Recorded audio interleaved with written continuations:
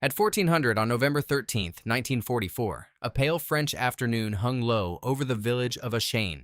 Stone walls dark with damp, lanes narrowed by rubble, the air threaded with wood smoke and cordite. Beyond the last hedgerow, the open ground was exposed and unforgiving, and the sound of distant artillery rolled like weather across the Lorraine countryside.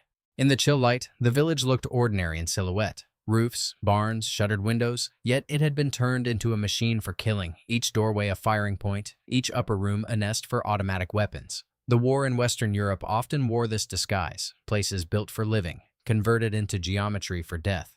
This moment mattered because by late 1944, the Allied advance, after the breakouts and the liberation, was colliding with the hard truth of German defensive warfare. Villages, ridgelines, and small crossroads could be held like fortresses, buying time for larger formations to regroup and counterattack. Achain was not famous like Achain or Bastogne, but it belonged to the same brutal arithmetic. Small objectives that cost blood disproportionate to their size, because they controlled roads, observation, and the movement of units through the rolling terrain of eastern France. The U.S. Army's 35th Infantry Division was engaged in this grinding advance, where progress was measured in yards, and secured often meant only not yet lost. Staff Sergeant Jr. James Spurrier served with Company G, 134th Infantry, 35th Infantry Division, and the official record places his Medal of Honor action here, in Achain, France, on November 13, 1944. The German soldiers in Achain had reasons to believe they could make that village hold. They had the advantage of cover and concealment, the angles of fire that stone buildings provide, and the confidence that comes when attackers must cross open ground into prepared positions. They also carried the expectation, common to defenders in fortified villages, that American infantry would advance cautiously, building momentum only with time, coordination, and supporting fire. In that expectation lived a deeper assumption, that the fight would unfold according to recognizable patterns, with squads moving street by street, room by room, resistance collapsing only when pressure became unbearable. What they encountered instead was an American assault that, at its most decisive point, ceased to resemble a methodical sweep and became a solitary intrusion into the village's defensive logic. The documented facts are stark.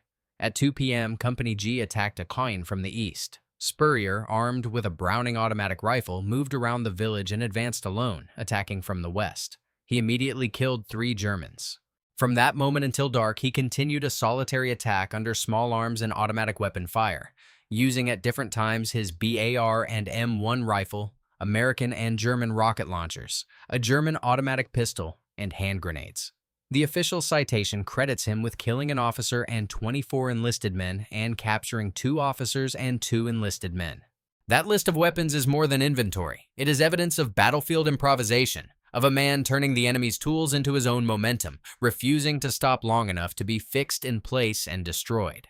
It is also a window into how close the fighting must have been, because you do not change weapons repeatedly in a clean, distant engagement. You do it when distance collapses, when ammunition runs out, when what lies in reach becomes what keeps you alive. Here, the emotional contrast sharpens. German defenders expected an attack they could slow, bleed, and channel. What they experienced was surprise from the direction they did not intend to watch, and a pressure that did not arrive as a single wave, but as an unpredictable series of violent points.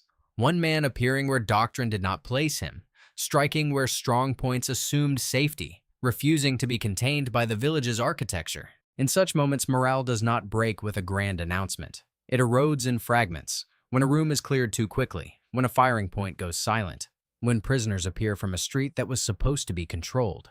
To hold the narrative to a recurring symbol, one motif that can carry the meaning of American power, logistics, and democratic industry, the object is simple. A hand grenade, passed from supply depots to front lines by the millions, small enough to fit in a palm, yet heavy with the nation behind it. In Spurrier's citation, grenades are not decoration.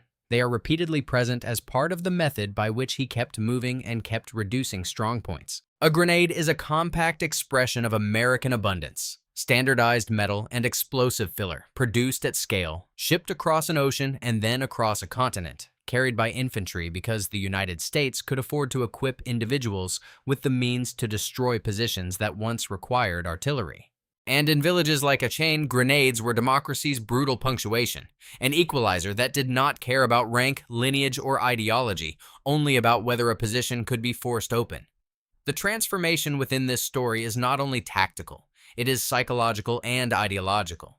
Spurrier's action, documented as solitary, sustained, and improvisational, illustrates a kind of American warfare that late-war Germany increasingly feared. The combination of aggressive small-unit initiative and seemingly bottomless materiel. A defender might be ready to repel a company. He might not be ready for the way American forces could keep pressure on a position while simultaneously producing individuals who acted with independent violence inside the enemy's plan. And within the American line, such actions reshaped belief. Not belief in slogans, but belief in survivability. Belief that even when a village was fortified, even when the streets were filled with danger, there were men who could rupture the enemy's order of battle through audacity, skill, and the tools a massive industrial democracy could place into their hands. The grenade motif returns in that idea. A small object, mass-produced, carried by a citizen soldier, capable of changing the fate of a street corner.